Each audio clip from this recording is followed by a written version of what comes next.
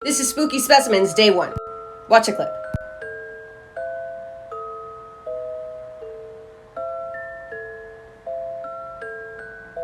What can I say to make a room of thousands of scorpions a million times worse? Oh, this is the most dangerous scorpion in South America, the Brazilian yellow scorpion. While their venom is extremely toxic, that's not necessarily the reason why they're so dangerous. It's more the rate that they're invading cities. Let me give you a statistic. In the year 2000, Brazil documented 12,000 cases of envenomations. In the year 2018, the number was 156,000. So why is this happening? It's like they have cheat codes for survival. Their favorite food is roaches.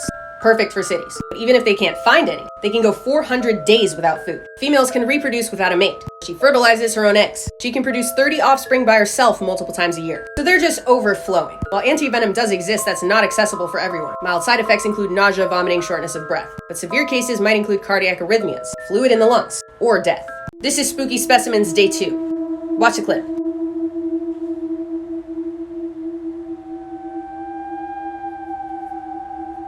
The bigfin squid, one of the many mysterious creatures found at the bottom of the ocean. What makes them so spooky is how little we know about them. There have been less than 20 verified sightings of them. But here's what we do know. They're 13 to 26 feet long, and most of that length comes from their spaghetti-like tentacles and arms. They often hold their appendages at a perpendicular angle, creating what looks like elbows. And the deepest they've been spotted is at 16,000 feet deep. They also have microscopic suckers all over their tentacles. Scientists think they might drag along the seafloor, waiting for prey to bump into them, but they're not exactly sure. That's really all we know about them. Imagine you wake up to find your eyes have been infected with parasites, and your body's moving in directions you don't want to go. That's what's happening to this snail. And this is Spooky Specimens Day 3. Here's how the story goes. An amber snail just like this one eats some eggs that turn out to belong to a parasitic flatworm called the green-banded broodsac. The eggs hatch inside the snail and grow into this, and they travel to the snail's eye stalks. They look like caterpillars, and they're pushing on them, making them swollen. The parasite also takes control of the snail's brain, and the snail that usually avoids light is possessed and forced by the parasite to higher ground, to be eaten by a bird. And this is where the parasite reaches its final form. It settles in the bird's rectum, feeding on its fecal matter. And the parasite deposits eggs, and the bird shits them out, and the cycle starts again with a new, unknowing snail. You should be grateful these animals are extinct. Giant sea scorpions. For Spooky Specimens Day 4. Eurypterids or sea scorpions first appeared over 450 million years ago and dominated their habitats for over 200 million years. As you can see, they came in a variety of shapes and sizes. Many had massive claws to rip their prey to shreds. I'm sure you're wondering what the fuck this is. That's Gigolopterus, the largest sea scorpion to ever exist, that we know of. They can get to over 8 feet long and most likely lived in freshwater habitats. Alright, how about this one? Megalograptus. That's fake. The spikes probably helped them find their prey, digging in the mud. And how about this little guy? Megarachnid. Was initially thought to be a giant extinct spider and would have been the largest spider to ever exist. But then it was reclassified as a sea scorpion. And now the largest spider to ever exist is alive now. The sea scorpions were the apex predators of their time, but they did not make it past the Great Dying, when extinct 252 million years ago.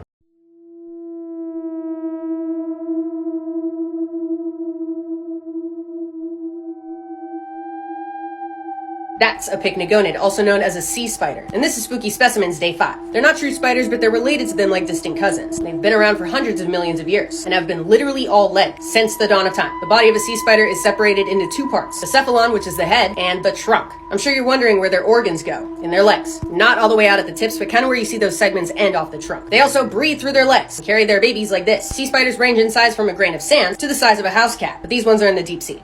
This series wouldn't be complete without mentioning Titanoboa, which I know, largest snake to ever exist, nothing new. But have you ever really pictured how big they were? This is one of their vertebrae compared to an anaconda's. They got to about the length of a semi-truck trailer, and they were so wide that they would have a hard time squeezing through your bedroom door. If one slithered past you right now, it would come up to your waist, while completely flat on the ground. Their most likely prey source was crocodilians, and they were the largest predator of their time. The reason they got so big is because their environment, what is now Colombia, was much warmer than it is today. Snakes are ectotherms, meaning they get their body heat from the external environment, and the way their metabolism works is the hotter it is, the bigger they can get, over long periods of time. So if they were alive today, you would easily be a snack.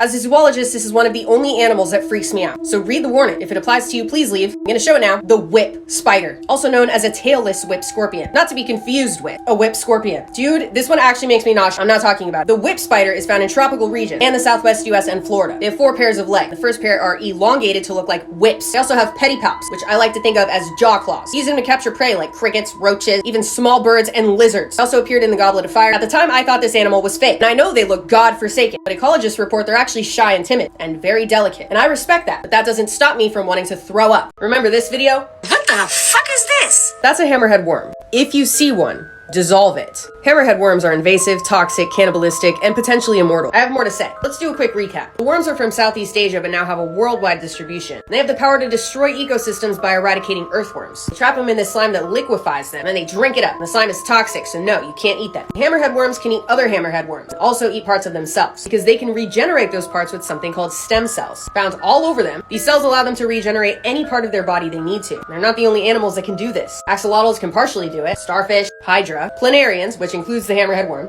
and more. If you see one, you can't just cut it in half. You'll just get 2 hammerhead worms, dice them up like an onion, and you'll have maybe hundreds of hammerhead worms. The only way to get rid of them without harming the environment with like fire is by trapping them in a jar with salt and vinegar and waiting for them to dissolve, which can take about 48 hours.